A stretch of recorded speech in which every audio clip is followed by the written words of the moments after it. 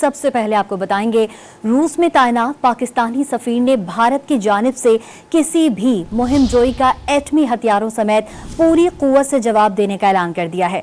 रूसी मीडिया से बात करते हुए खालिद जमाली ने वाज़ेह किया कि पाकिस्तान के पास इंटेलिजेंस शवाहिद मौजूद हैं जिनसे पता चलता है कि भारत कार्रवाई की मंसूबाबंदी कर रहा है।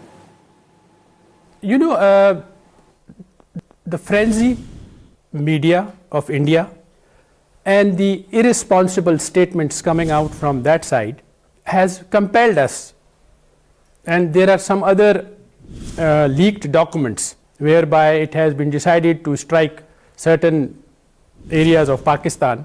So that makes us to feel that this is going to happen and it's imminent. And as I said, knowing Pakistani nation, the armed forces of Pakistan supported by people of Pakistan, we are going to respond this time and respond with full spectrum of power. When it comes to India and Pakistan, we do not get involved into this debate of numerical strength. We in Pakistan will use the full spectrum of power, both conventional and nuclear.